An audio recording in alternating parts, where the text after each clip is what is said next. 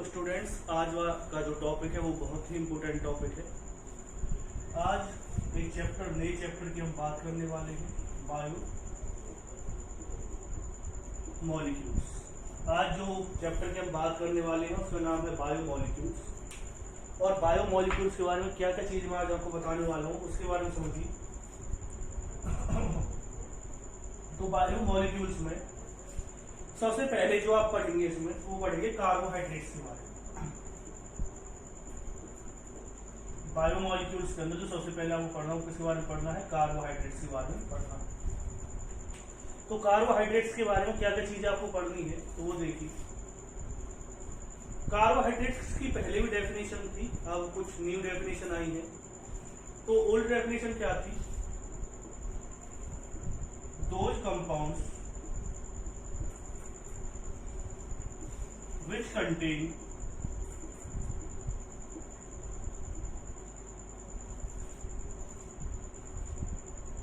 those compounds which contains carbon, hydrogen and oxygen. General formula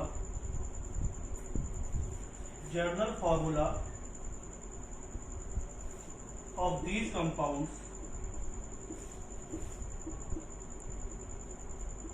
is CnH2ON। General formula होता है वो क्या होता है? CnH2ON होता है। इसके अंदर जितनी हाइड्रोजन आपको दे रखी है, आप देखेंगे यहाँ पे वाटर मॉलिक्यूल्स आ रहा है। वाटर मॉलिक्यूल देखने के बाद अगर एक चीज आप देखेंगे तो कार्बोहाइड्रेट्स के अंदर जितनी ऑक्सीजन होती है उससे डबल क्या होंगी, हाइड्रोजन होंगी, जैसे कि वाटर मॉलिक्यूल के अंदर होता है। तो ऑक्सीजन हाइड्रोजन का जो रेशियो है वो कार्बोहाइड्रेट्स में उतना ही रहता है जितना कि रेशियो किसके अंदर होता है, वाटर के अंदर होता है। अब हम पॉइंट्स पे आते हैं, जो चीजें आज हमें क्लियर करनी है उनके बारे में आपको बात करने वाला हूँ कि क्या रीजन रहा इसके फेलियर का। देखो एक चीज और आप देख रहे हैं इसमें कि जो वाटर जो आपके कंपाउंड दे रखा है, ऐसा लग रहा है कि ये कार्बन का क्या है, हाइड्रेट है। जब ये कार्बन का हाइड्रेट है तो अब देखते हैं कि क्या क्या इसकी लिमिटेशंस आई कि क्यों ये जो पहली वाली डेफिनेशन थी वो रिजेक्ट कर दी गई। सबसे पहले अगर मैं बात करता हूं इसकी लिमिटेशंस, तो हम जब इसकी लिमिटेशंस की बात करेंगे तो कौन कौन से पॉइंट्स इसमें आने वाले हैं। सबसे पहले अगर बात करते हैं फर्स्ट लिमिटेशन की, तो वो लिमिटेशन क्या है? Carbon does not form hydrate. Carbon hydrate ही नहीं बनाता है। नोट डाउन कीजिए इसे।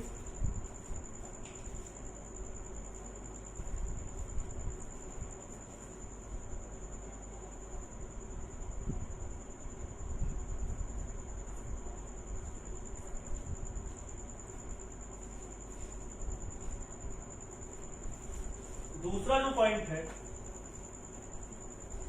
वो देखिए, सेकंड पॉइंट इसके अंदर कुछ एग्जांपल्स लिए मैंने। CH3COH जो कि कार्बोहाइड्रेट्स नहीं होती, ये क्या है, एसिड है। या आपने ले लिया HCHO, ये क्या है, एल्डिहाइड है। और दोनों में देखा कि दोनों ही कार्बोहाइड्रेट्स के फॉर्मूले को क्या कर रहे थे, बिल्कुल कार्बोनेट को फॉलो कर रहे थे। कैसे? C2। और अगर आप मैं से लिखूं इस फॉर्मूले को तो ये फॉर्मूला इस तरह से आ रहा है। तो ये कार्बोहाइड्रेट्स के फॉर्मूले को फॉलो कर रहे हैं, लेकिन ये कार्बोहाइड्रेट्स नहीं है, ये एसिड है। इसकी मैं बात करूं तो H2OC, तो ये भी कार्बोहाइड्रेट्स के फॉर्मूले को फॉलो कर रहा है। यानी कुछ ऐसे कंपाउंड्स होते हैं जो इस ओल्ड डेफिनेशन को फॉलो कर रहे थे, लेकिन वो कार्बोहाइड्रेट्स नहीं है। दूसरा अगर मैं बात करूं तो कार्बन हाइड्रेट फॉर्म नहीं करता, जबकि ये कैसा लग रहा है कि कार्बन का हाइड्रेट है। कुछ ऐसे भी कार्बोहाइड्रेट्स होते हैं जो फॉर्मूले को फॉलो नहीं करते, लेकिन वो कार्बोहाइड्रेट्स हैं। तो थर्ड पॉइंट की अगर मैं बात करता हूं, डीऑक्सीराइबोज इज ए कार्बोहाइड्रेट। ये क्या होता है, कार्बोहाइड्रेट होता है, लेकिन ये इस फॉर्मूले को फॉलो नहीं करता है। तो ये आपको पॉइंट समझ में आ गए होंगे। अब बात आई कि न्यू डेफिनेशन क्या रही इसकी। तो न्यू डेफिनेशन जो आई है वो है, अगर आपको डेफिनेशन लिखने के लिए आ जाए कार्बोहाइड्रेट्स की, तो आपको न्यू डेफिनेशन ही लिखनी है। तो कार्बोहाइड्रेट की न्यू डेफिनेशन क्या कहती है?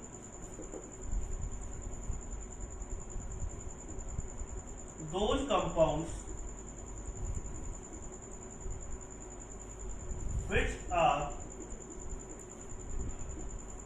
polyhydroxy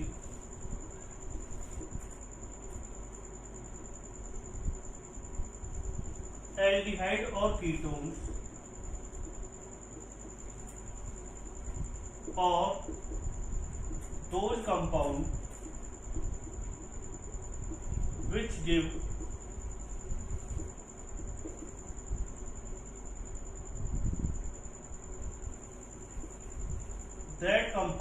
this compound on hydrolysis। इस डेफिनेशन मतलब क्या है कि कार्बोहाइड्रेट्स वो कंपाउंड होते हैं जो पॉलीहाइड्रोक्सी हैं, यानी कि उनके अंदर एक से ज्यादा क्या होता है, एक OH ग्रुप हो सकता है, आप कह सकते हो एक OH ग्रुप भी हो सकता है, एक से इनफाइनाइट नंबर तक क्या हो सकते हैं, OH ग्रुप हो सकते हैं। एल्डिहाइड ग्रुप हो गया, क्या रहेगा उनके अंदर, कीटोन ग्रुप हो गए। या ये ऐसे कंपाउंड होते हैं जो हाइड्रोलिसिस पर हमें अबव कंपाउंड को देते हैं। जैसे कि मैं एक एग्जांपल ले लेता हूं आपके सामने, ये मैंने बना दिया है ग्लूकोज का स्ट्रक्चर। तो आप देख रहे हैं इसके अंदर 5 क्या है, OH ग्रुप है, एक इसके अंदर एल्डिहाइड ग्रुप भी है। तो ग्लूकोज एक तरह से क्या है, एक कार्बोहाइड्रेट है। और एक चीज और लिख सकते हो, these compounds are optically active. ये पॉइंट आपको जरूर लिखना है, those compounds are which are optically active polyhydroxy, यानी कि जितने भी कार्बोहाइड्रेट्स होते हैं मैक्सिमम वो क्या होंगे, ऑप्टिकली एक्टिव होंगे। अब बात करते हैं क्लासिफिकेशन ऑफ कार्बोहाइड्रेट्स की। तो क्लासिफिकेशन ऑफ कार्बोहाइड्रेट्स की जब हम बात करेंगे तो उसमें कौन कौन से पॉइंट्स आएंगे। तो सबसे पहले बात करते हैं हम क्लासिफिकेशन ऑफ कार्बोहाइड्रेट्स में कौन कौन से पॉइंट आपको देखने हैं।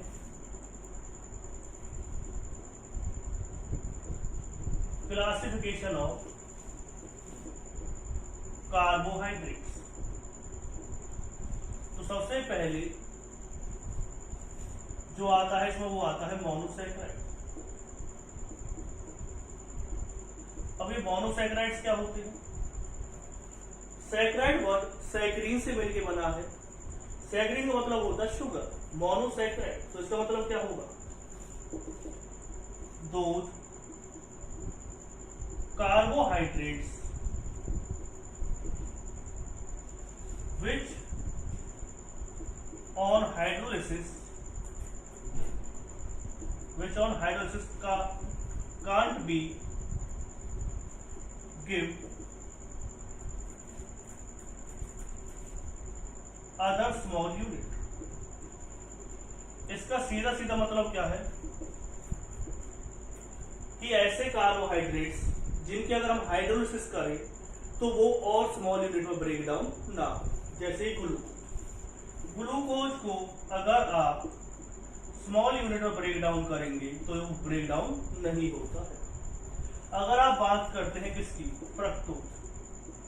फ्रक्टोज का फॉर्मूला भी यही रहता है, अगर आप इसे हाइड्रोलिसिस करते हैं तो फ्रक्टोज वाटर के अंदर फ्रक्टोज ही रहेगा और स्मॉल यूनिट में वो ब्रेक डाउन नहीं होगा। उसके बाद हम बात करेंगे डाइसैकराइड की। जब डाइसैकराइड्स की बात करते हैं तो डाइसैकराइड्स क्या होते हैं, दोज कार्बोहाइड्रेट्स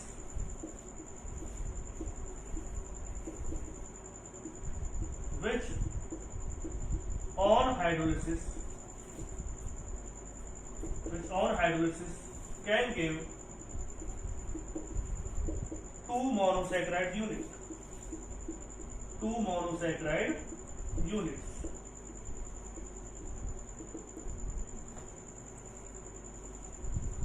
उन्हें क्या कहते हैं, हम डाइसैकराइड कहेंगे। जल्दी से आप इसे नोट डाउन कीजिए, फिर मैं आपको नेक्स्ट पॉइंट के बारे में बताता हूँ। इसकी कुछ एग्जांपल्स भी बताने हैं, तो उनके बारे में मैं डिस्कस करूंगा।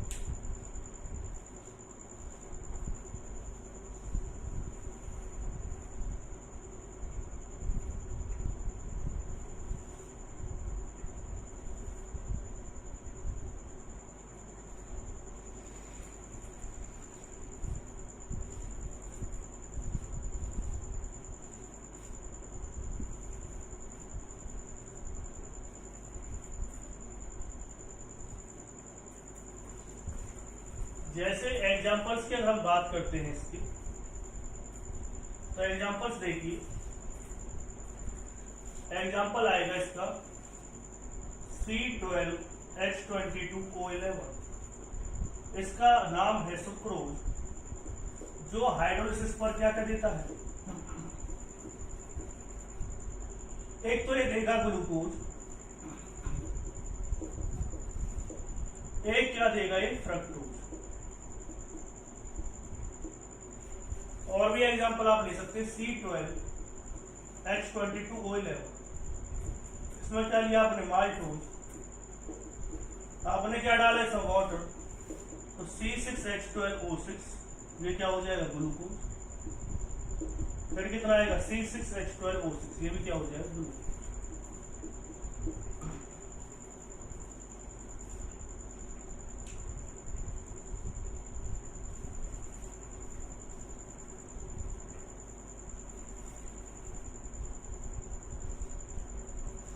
तो ये क्या देगा, दो ग्लूकोज यूनिट दे देगा, ये भी ग्लूकोज हो जाएगा, ये भी क्या हो जाएगा, ग्लूकोज हो जाएगा। सुक्रोज के हाइड्रोलिसिस करेंगे तो ये भी ग्लूकोज देगा, ये क्या देगा, फ्रक्टोज देगा। अब है ओलिगोसैकेराइड।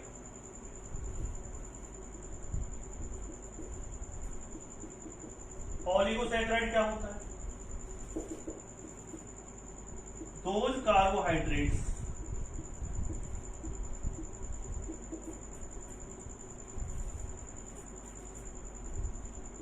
which on hydrolysis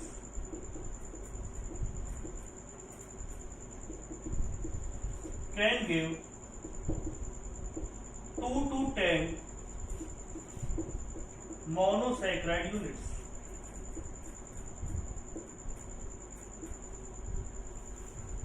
जो 2 से 10 मोनोसैकेराइड यूनिट्स देते हैं उन्हें क्या कहते हैं आप, ओलिगोसैकेराइड कहते हैं। एग्जांपल क्या आएंगे इसकी, एग्जांपल में आप इसमें सुक्रोज भी लिख सकते हैं। एक आप पढ़ेंगे सब स्टैच्यू,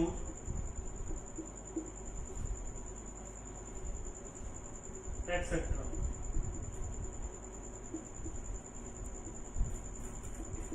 एक पढ़ेंगे आप इसमें रेमिनोज। नोट डाउन कीजिए जल्दी जल्दी।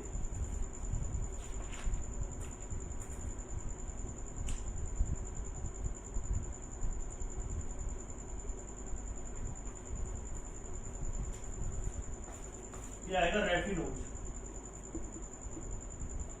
अब आते हैं हम नेक्स्ट पॉइंट पर, ट्राइसैकेराइड्स।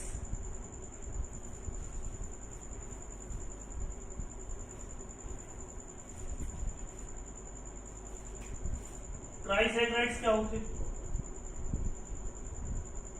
जब हम ट्राइसैकेराइड्स की बात करते हैं, those carbohydrates on hydrolysis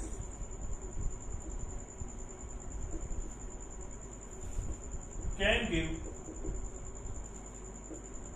3 monosaccharides unit।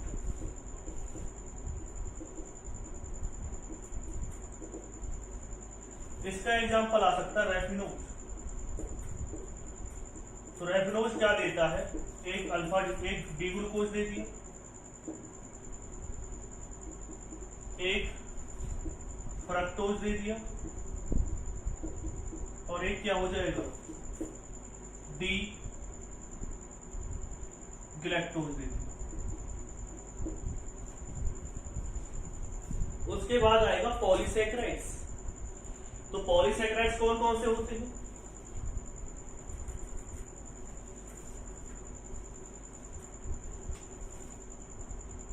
जब हम बात करते हैं पॉलीसैकेराइड्स की, तो क्या देंगे, those carbohydrates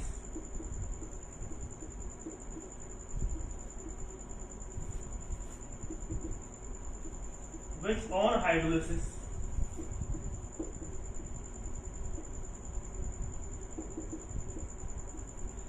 can give a number of monosaccharide units। जो हाइड्रोलिसिस होने पर क्या देते हैं, ए नंबर ऑफ मोनोसैकराइड यूनिट देते हैं, जैसे कि स्टार्च, जैसे कि सेलुलोज, जैसे कि ग्लाइकोजन एक्सेट्रा।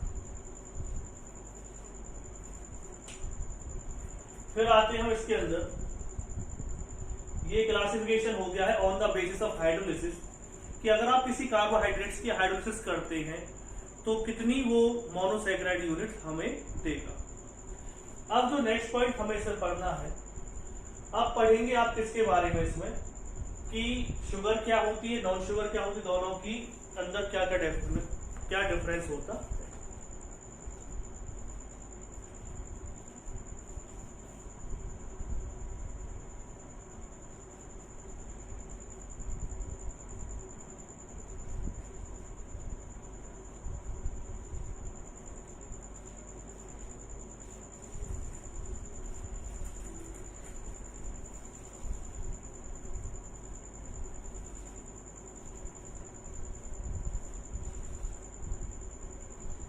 सबसे पहले है इसमें शुगर और नॉन शुगर। शुगर कैसी होती है, क्रिस्टलाइन इन नेचर। इसका मतलब क्या है कि जो शुगर है वो क्रिस्टल फॉर्म में क्या रहेगी, रहती है। नॉन शुगर क्या हो जाएगी, एमॉर्फस इन नेचर, यानी क्रिस्टलाइन नहीं होती, क्रिस्टल की फॉर्म में नहीं होती। दूसरा क्या आएगा, सॉल्युबल इन वाटर। ये क्या आएगा, इनसॉल्युबल इन वाटर। तीसरा क्या आएगा इसमें, अगर हम बात करते शुगर और नॉन शुगर की, तो शुगर ज्यादातर कौन से होते हैं, मोनोसैकराइड्स या डाइसैकराइड्स। ये क्या होंगे, शुगर होते हैं। जबकि पॉलीसैकराइड्स कैसे होते हैं, पॉलीसैकराइड्स आपके नॉन शुगर होते हैं। एक चीज और कह सकते हो, नॉट स्वीट इन टेस्ट। जो नॉन शुगर होते हैं उनका जो टेस्ट है वो कैसा होता है, स्वीट नहीं होता। इसमें क्या है, स्वीट इन टेस्ट। तो आपको पता चल गया होगा शुगर और नॉन शुगर में क्या डिफरेंस होता है। ये क्रिस्टल की फॉर्म में होते हैं, सॉल्युबल होते हैं वाटर में, और मोनोसैकराइड और डाइसैकराइड ज्यादातर क्या होते हैं, शुगर होते हैं, स्वीट इन टेस्ट होते हैं। और नॉन शुगर की अगर हम बात करते हैं तो एमॉर्फस इन नेचर होते हैं, सॉल्युबल इन वाटर होते हैं, पॉलीसैकराइड्स होते हैं, और ये स्वीट इन टेस्ट नहीं होते।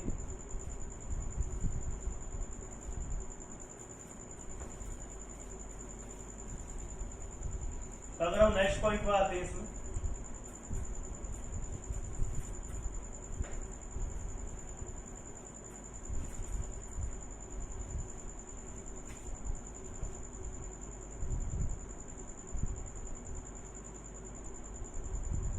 रिड्यूसिंग शुगर, और दूसरा कौन सा होता है, non reducing sugar.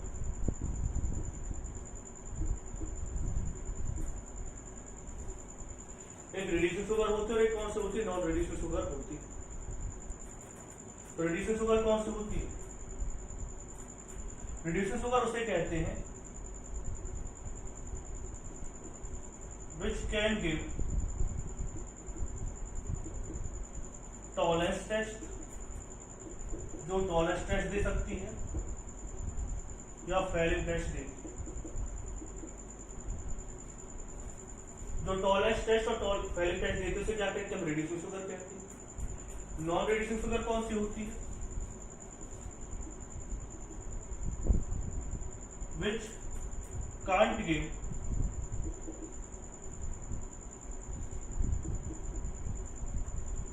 Tolerance test और फेलिंग टेस्ट। ये फेलिंग और टॉलरेंस टेस्ट मैं आपको ऑलरेडी बता चुका हूं एल्डिहाइड कीटोन के अंदर।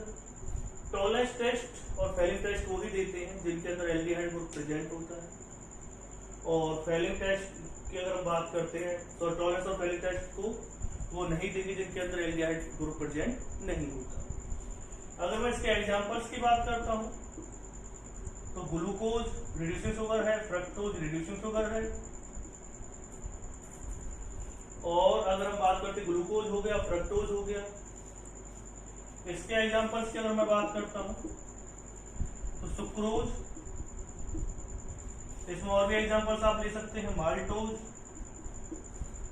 और लैक्टोज। इसके एग्जांपल्स की मैं बात करता हूं तो स्टार्च हो जाएगा, और कौन सा हो जाएगा, सेलुलोज और ग्लाइकोज।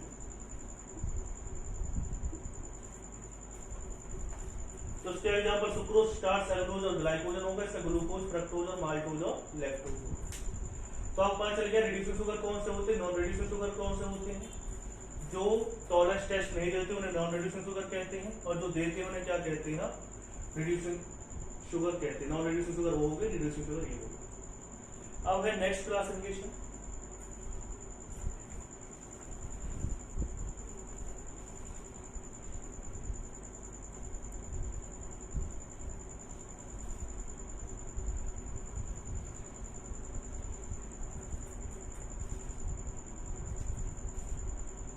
एल्डोज और कीटोज। एल्डोज कौन से होते हैं, those carbohydrates contain aldehyde group. जिनके अंदर एल्डिहाइड ग्रुप होता है उसे हम एल्डोज कहते हैं, और दोज कार्बोहाइड्रेट्स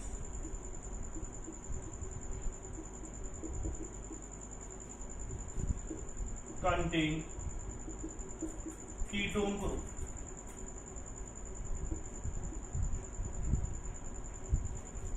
इसका एग्जांपल कौन आ जाएगा, फ्रक्टोज।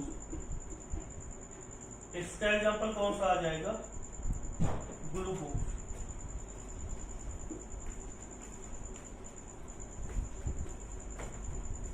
ग्लूकोज इसका क्या आएगा, फ्रक्टोज। ग्लूकोज के अगर आप स्ट्रक्चर बनाते हैं तो इस तरह की स्ट्रक्चर बनेगी, और फ्रक्टोज की अगर आप स्ट्रक्चर बनाते हैं तो इस तरह की स्ट्रक्चर बनेगी। ग्लूकोज के अगर आप बनाएंगे तो CHO, CHOH4, CH2OH। तो इसके अंदर एल्डिहाइड ग्रुप है, इसके अंदर क्या है, कीटोन। तो इसे आप कीटोज कहेंगे, इसे क्या कहेंगे आप, एल्डोज कहेंगे। तो ये क्या हो गया, क्लासिफिकेशन ऑफ कार्बोहाइड्रेट्स।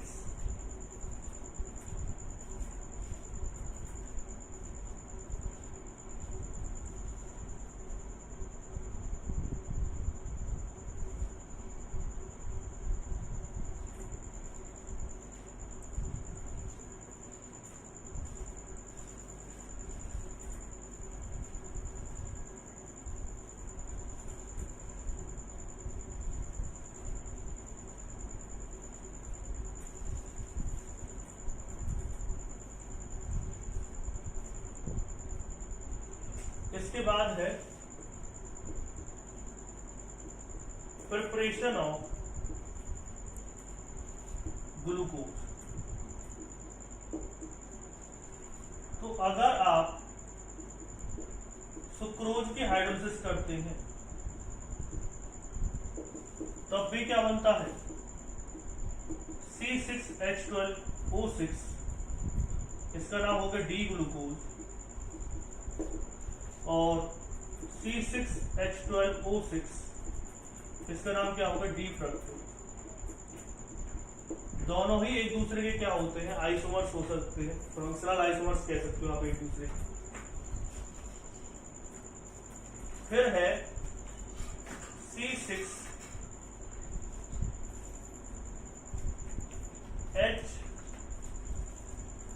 अगर आप हाइड्रोलिसिस करेंगे स्टार्च की,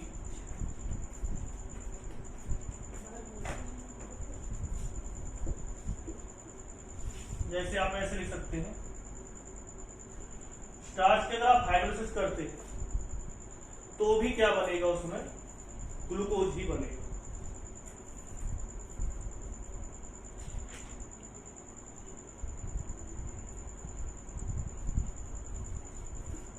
C6H10O5 तो ये क्या बना देगा, ग्लूकोज।